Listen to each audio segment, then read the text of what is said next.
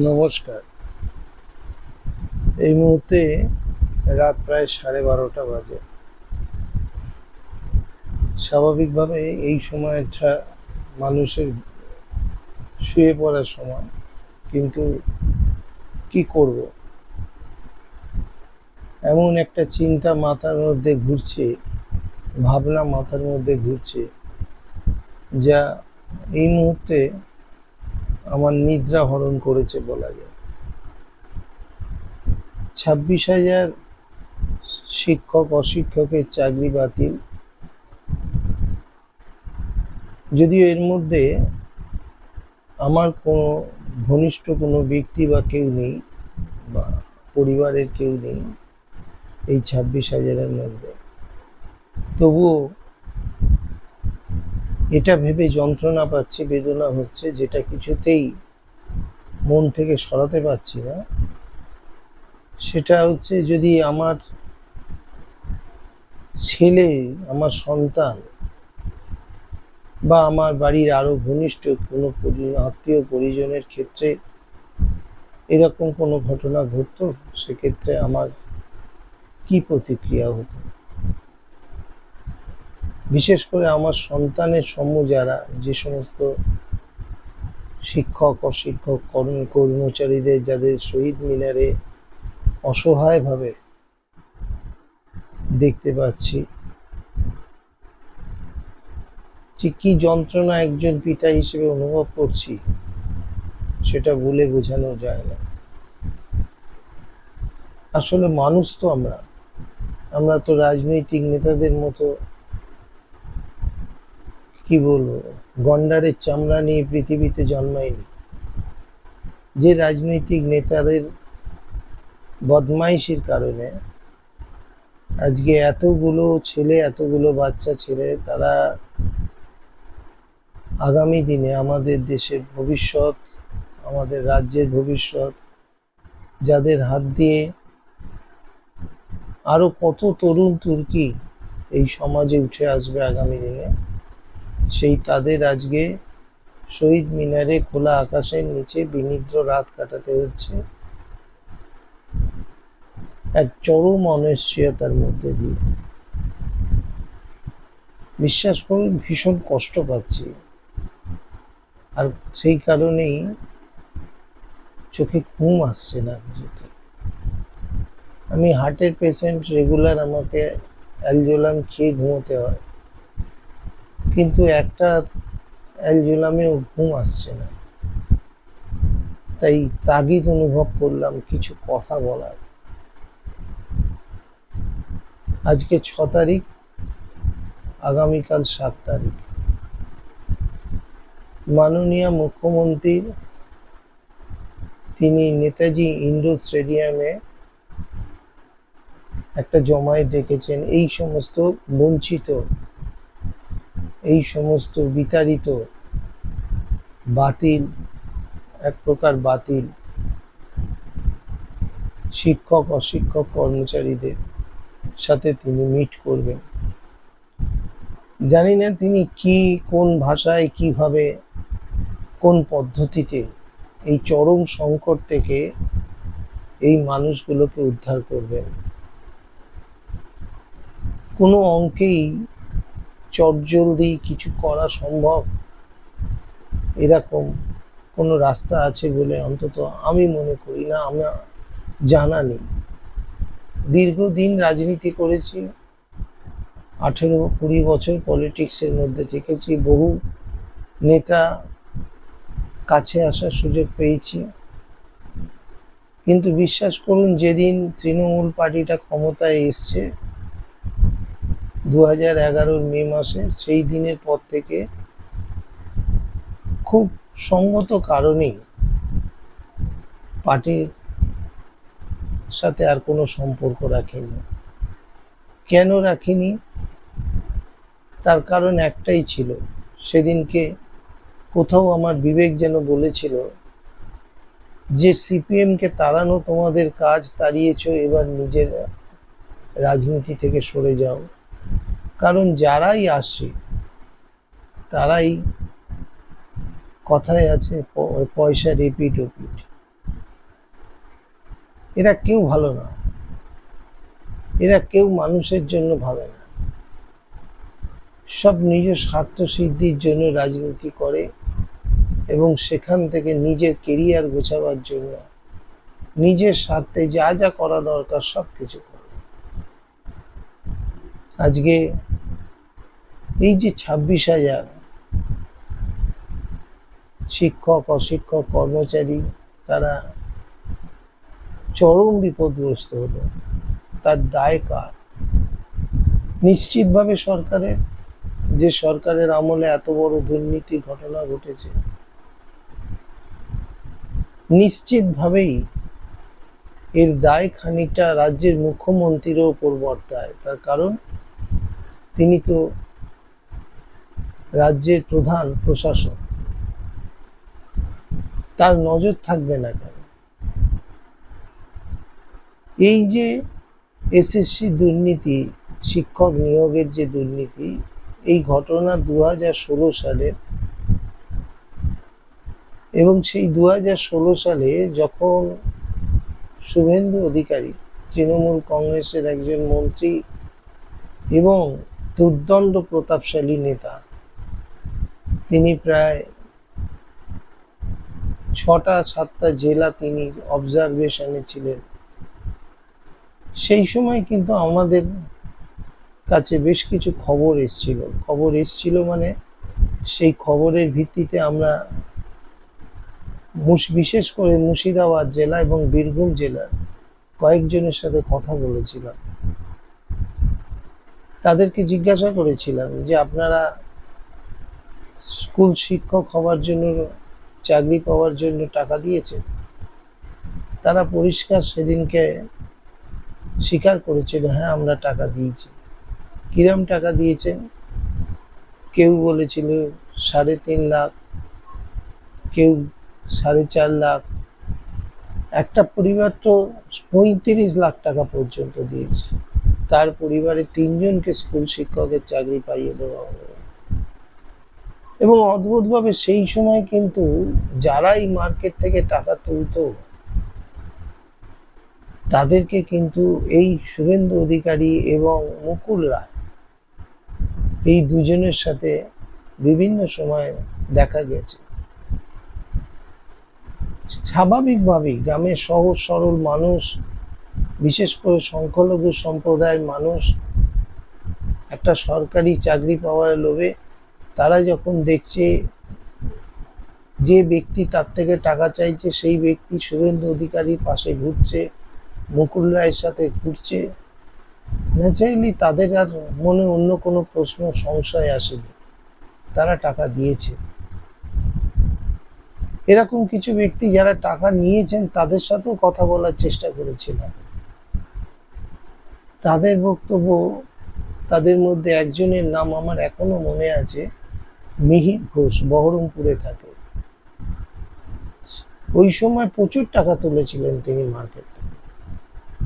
আমরা যখন ফোনে তাকে ধরলাম, তাকে যখন জিজ্ঞাসা করেছিলাম, তাও সেটা ধরুন 2016 সালের পর, 2017 কি 18 হবে এরম সালে, যখন তাকে আমরা প্রশ্ন করেছিলাম যে আপনি শিক্ষকের চাকরি পাইয়ে দেবেন বলে টাকা তুলছেন, তিনি তখন পরিষ্কার বলেছিলেন, আমি এখন পার্টিটা আর করছি না, যে সময় আমি পার্টিটা করতাম 2016, সেই সময় আমি কিছু করেছিলাম, কিন্তু এখন আমি পার্টি করি না, আর ওই রকমভাবে এখন আর টাকাও তুলি না। আমাদের প্রশ্ন ছিল এই লোকগুলোকে কিন্তু কোনোদিন সিবিআই কিন্তু কোনোদিন খোঁজেনি, কোনোদিন শুনিনি এদের কারোকে সিবিআই ডেকে জিজ্ঞাসাবাদ করেছে কাকে টাকা দিয়েছে। সুতরাং আজকে যারা বলছেন যে না ওএমআর সিট নষ্ট করে ফেলা হয়েছে, সমস্ত তথ্য প্রমাণ লোপাট করে ফেলা হয়েছে, সেটা কিন্তু একদিনে হয়নি। পার্থ চ্যাটার্জি অ্যারেস্ট হলো 2021-এর পর, পার্থ চ্যাটার্জির কেচ্ছা কাহিনী সামনে এলো, তখনই টাকাটা নিয়েছেন এমন নয়, টাকাটা তার অনেক আগে থেকে তোলা হয়েছে। বেশ কিছু খবর সেই সময় আমাদের কাছে এসে 2016-র পর থেকে প্রচুর খবর আমাদের কাছে এসছে, কিন্তু আমরা ছোট পত্রিকা, ছোট সংবাদ মাধ্যম, কাগজে খবরও করেছিলাম, কিন্তু সে সমস্ত খবর প্রশাসকের দৃষ্টি পায়নি, প্রশাসক গুরুত্ব দেয়নি।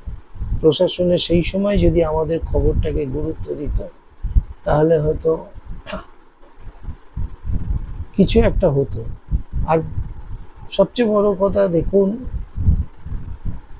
সিবিআই ধরবে কাকে? যাদের ধরবে তারা তো এখন বিজেপি দল করছে। এখন সেই সময় যে সমস্ত লোকের থেকে টাকা তোলা হয়েছে এবং সেই টাকার ভিত্তিতে যাদের চাকরি দেওয়া হয়েছে এবং বিভিন্নভাবে তথ্য প্রমাণ পরবর্তী সময় লোপাট করা হয়েছে, তো যারা করেছে তারা তো সেই সময় বিজেপি, তৃণমূলে ছিল, পরবর্তী সময় বিজেপিতে।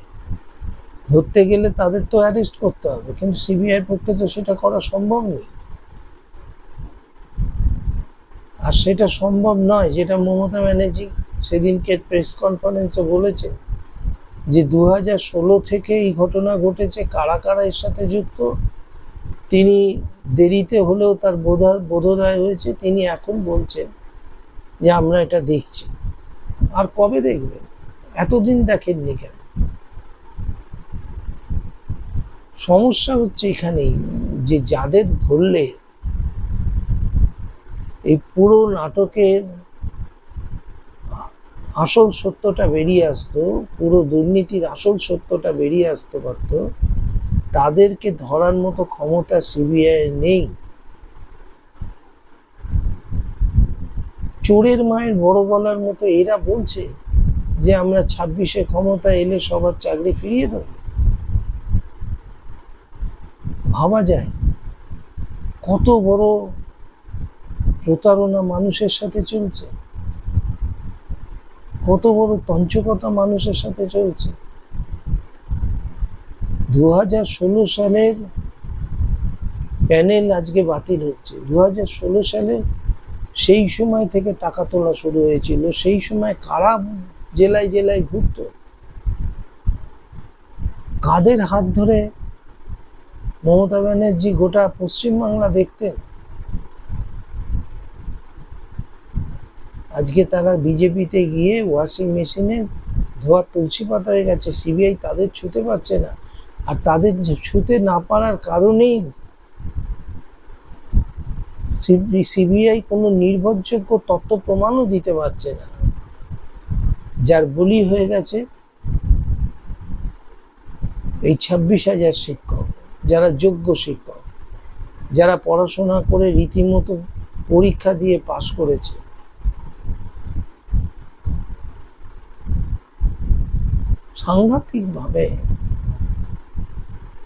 সাংঘাতিকভাবে মমতা ব্যানার্জিকে ফাঁসিয়েছে যারা। আমি জানি না এই মহিলা আগামী দিনে কি করবেন। তিনি যে সমস্ত পার্ষদ নিয়ে চলেছেন, তারা কেউ ভালো নয়। আমি দ্ব্যর্থহীনভাবে বলছি। এখনো পর্যন্ত আমি আমার দীর্ঘ রাজনৈতিক জীবনের অভিজ্ঞতা দিয়ে বলছি, এখনো পর্যন্ত তিনি যাদের নিয়ে চলছেন, যাদের পাশে তার পাশে আলোকিত করে রেখেছেন, তাদের মধ্যে শতকরা 50 ভাগের বেশি নেতা নেত্রী কালকে যদি দেখেন তিনি আরো দুর্বিপাকে পড়েছে, পরশুদিন দল ছেড়ে বেরিয়ে গিয়ে বিজেপির ঝান্ডার তলায় চলে যাবে।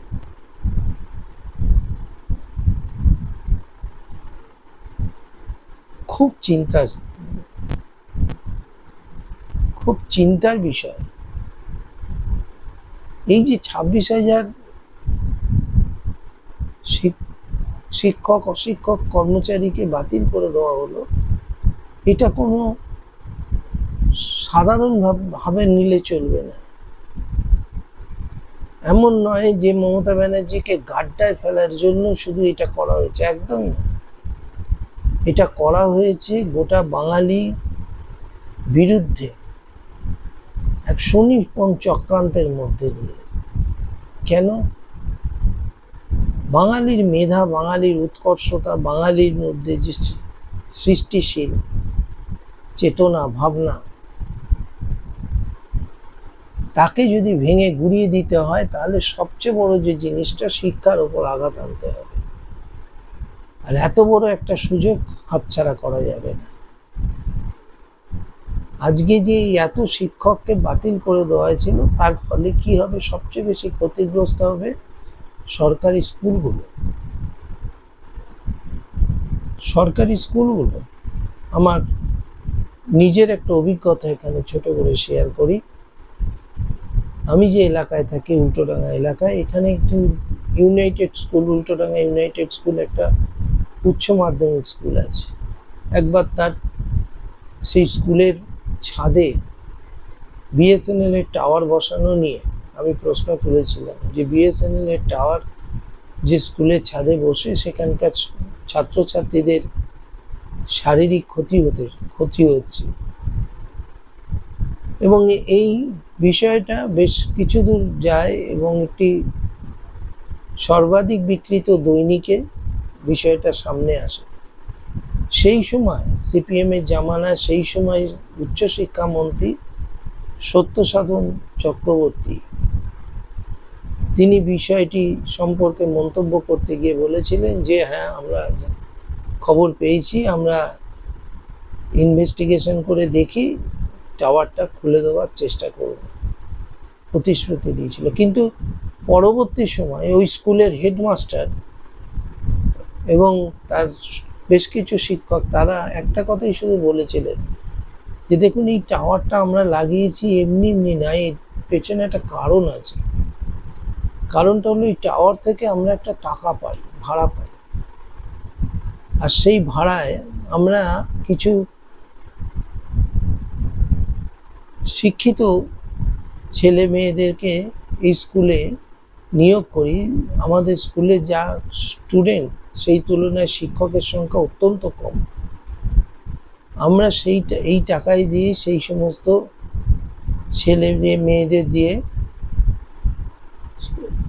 সেই বাচ্চাদের পড়াশোনা চালাই।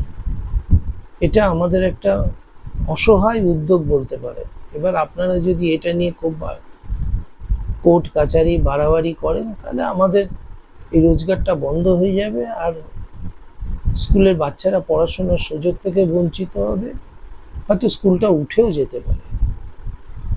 সিপিএম এর জামানা, খুব সম্ভব 2009 সালের ঘটনা আমি বলছি। তারপরে আমি আর বিষয়টা নিয়ে আর এগোইনি, ইচ্ছাকৃতভাবে এগোইনি, কারণ এটাও তো একটা বড় সমস্যা।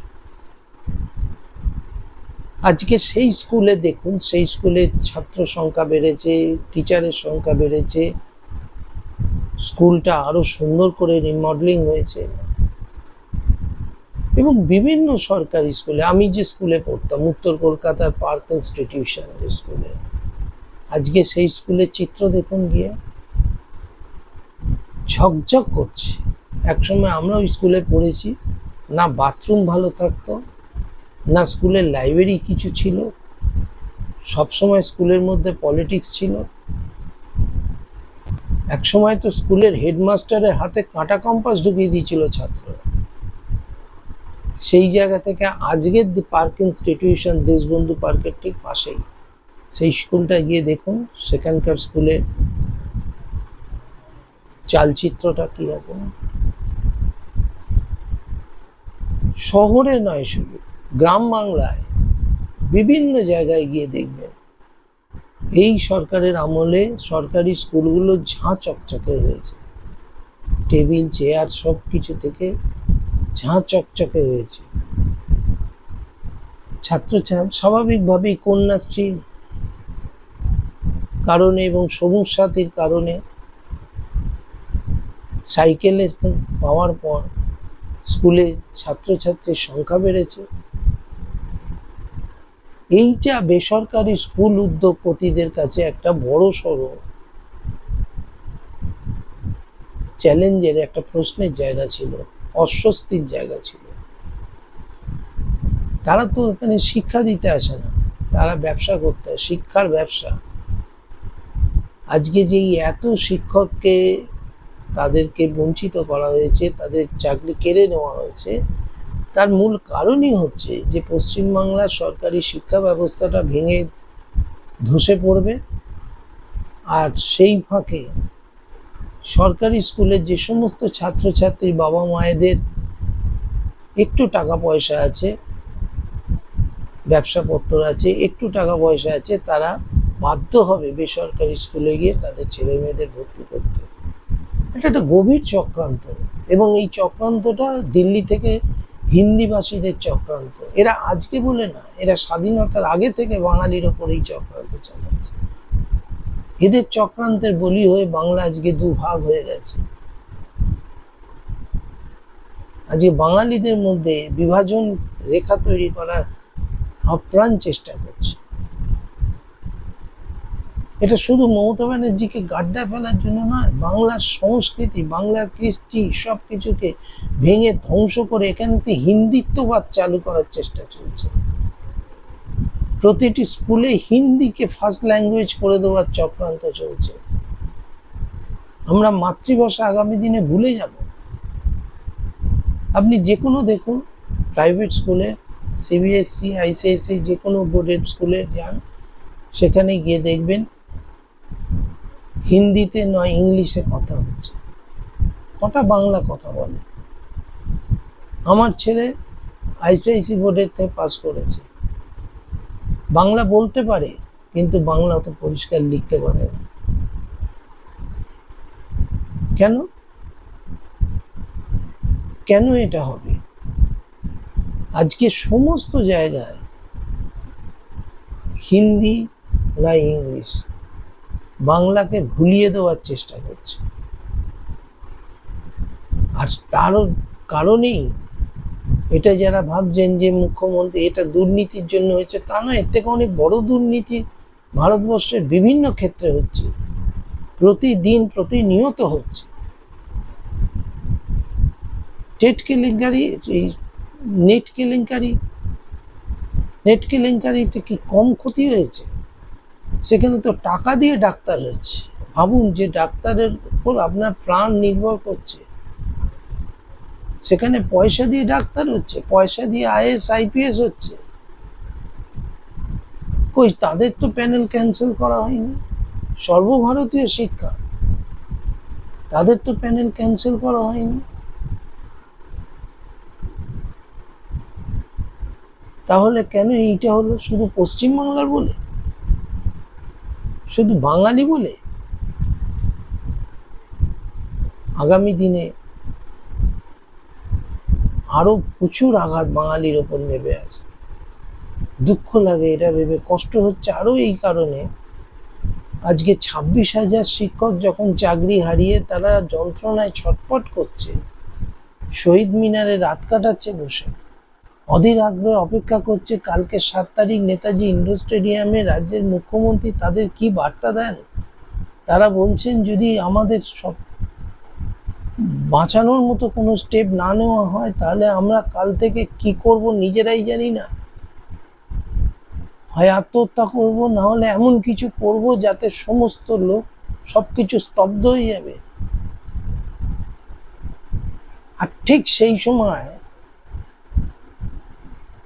বাঙালি ছাগলের মতো রামনবমী পালন করলো আজকে। ভাবা যায়? আমরা ছাগলের তৃতীয় সন্তান বললেও আমাদের লজ্জা লাগে। বাঙালি রামনবমী পালন করছি। এত বড় একটা সাংঘাতিক ষড়যন্ত্র বাঙালিদের ওপর চাপিয়ে দেওয়া হচ্ছে দিল্লি থেকে, তার বিরুদ্ধে কোথায় লড়াইয়ের জন্য গোটা বাংলা রাস্তায় নেমে পড়বে।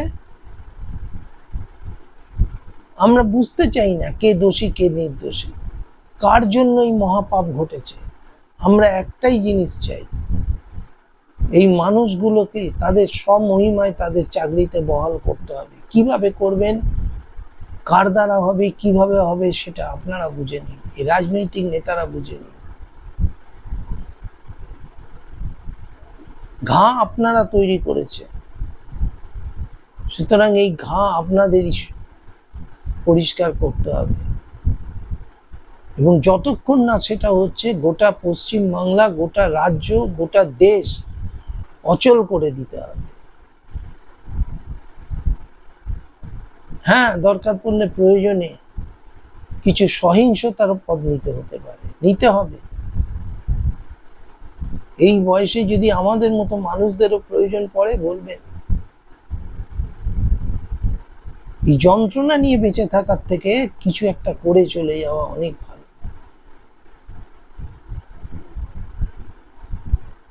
প্রতিদিন মরার থেকে একদিন মরাটা কিন্তু অনেক গৌরবের। এই বাঁচাটাকে বাঁচা বলে না। কিছু নেতা, কিছু মন্ত্রী তাদের বদমাইশির জন্য আজকে 26,000 ছেলে মেয়ে তারা রাস্তায় ঘুরবে।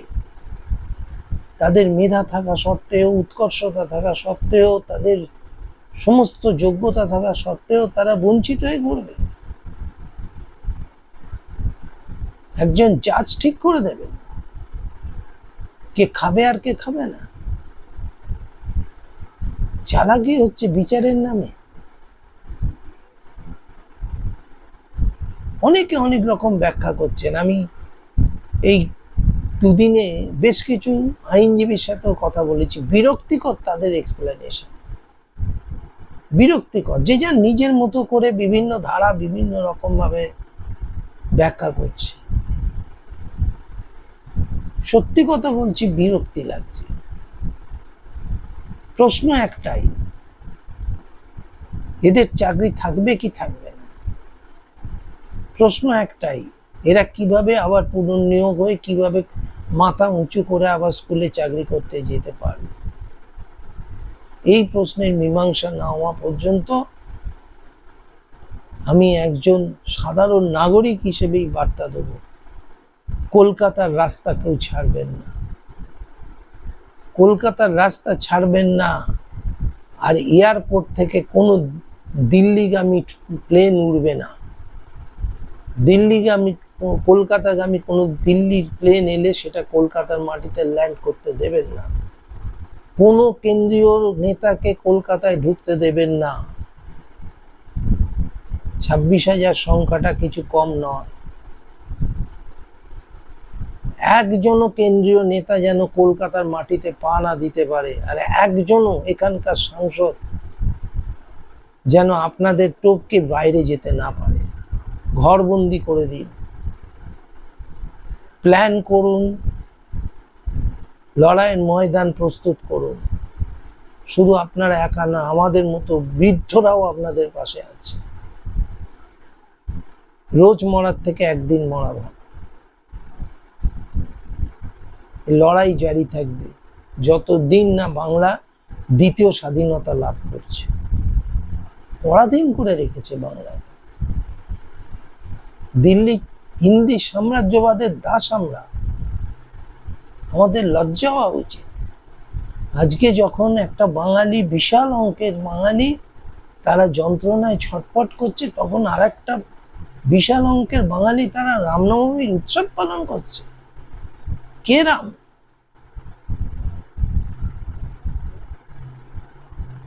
আমরা তো রাম পাঁঠা বলে মনে করি। রাম ছাগল, রাম পাঁঠা।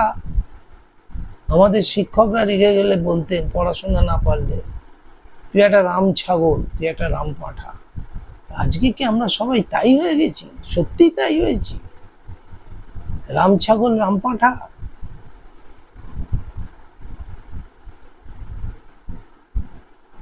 কারা বলছে এই সমস্ত কথা? কিছু আতেল আপতেল যারা বসে বসে কাজ নেই, রাত দিন কোর্ট আর চেম্বার করে বেড়ান, আজকে তাদের জন্য এই মানুষগুলো সর্বনাশ হয়েছে। কিছুতেই মেনে নেওয়া যাবে না। আর সেই কারণেই এক বৃদ্ধ যন্ত্রণায় ছটফট করছি বলেই এই ভিডিওটা করলাম আপনাদের উদ্দেশ্যে। লড়াইয়ের ময়দান প্রস্তুত করুন। বারবার এক কথা বলছি, কোনো রাজনৈতিক দলের সাথে যাবেন না। এই মুহূর্তে আপনাদের দুর্বলতার সুযোগ নিয়ে আপনাদেরকে ভাঙিয়ে 2026-এ কেউ পুনর্বার ক্ষমতায় আসার কথা ভাবছেন, কেউ ক্ষমতা দখলের কথা ভাবছেন, আর কেউ ক্ষমতা ধরে রাখার কথা ভাবছেন। কারো তুরুপের তাস হবেন না। প্রয়োজনে দরকার পড়লে, আমি গান্ধীবাদী পথে সারা জীবন রাজনীতি করেছি, ছাত্র রাজনীতি করতাম কংগ্রেস থেকে,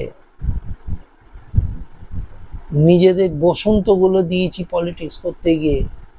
সেই সময় পড়াশোনা করলে অনেকের থেকে ভালো নাম্বার পেয়ে পাস করেছি। আরেকটু ভালো করে পড়লে আরো বড় জায়গায় চাকরি বাকরি পেতে পারতাম। চেষ্টা করিনি। দেশ উদ্ধার করব এই মানসিকতা নিয়ে তখন পলিটিক্স করতাম, কোনো স্বার্থের পলিটিক্স করিনি। আর আজকে দাঁড়িয়ে বলছি, একসময় কংগ্রেস করা একজন কর্মী হিসেবে আজকে বলছি, প্রয়োজনে চারু মজুমদার, জঙ্গল সাঁওতাল, কালু সাল্লালকে মতো আবার নতুন করে তৈরি করতে হবে। বাঙালি কি পারে? বাঙালি যদি আবার ক্ষুদিরামের জন্ম না দিতে পারে, প্রফুল্ল চাকি, বিনয় বাদল, দীনেশদের জন্ম দিতে না পারে, তাহলে সেই বাঙালির থুতু ফেলে ডুবে মরা উচিত, থুতু চেটে মরা উচিত। দিল্লির কিছু ব্যবসায়ী, কিছু পেট মোটা, কিছু নদরকান্তি, তারা বাঙালির ওপরে কর্তৃত্ব করবে।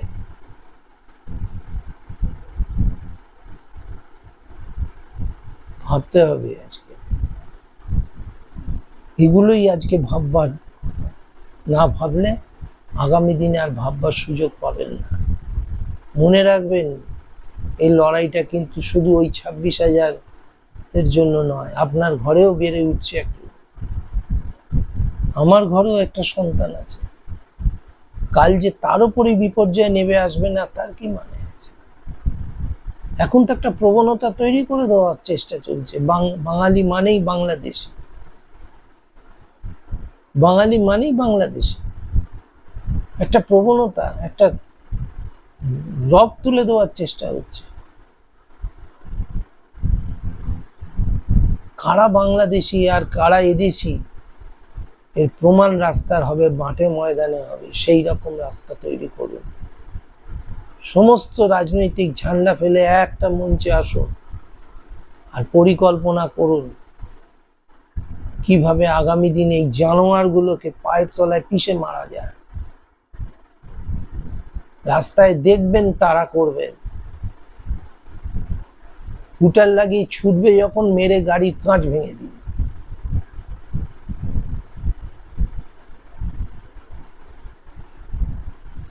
অনেক কিছু করার আছে। মরতে হলে কারোকে নিয়ে মরুন, একা একা মরবেন না, আত্মহত্যা করবেন না। এটা কাপুরুষেরা করে। বাংলা পারে না কোনো কাজ নেই। বাঙালিরা সারা জীবন, বাঙালিরা অনেক কিছু দিয়েছে। যে বাঙালি না থাকলে দেশ স্বাধীন হতো না। বাঙালি না থাকলে রবীন্দ্রনাথ ঠাকুর জন্মাতো না, যার গান ধার করে দেশের জাতীয় সঙ্গীত রচনা করেছে।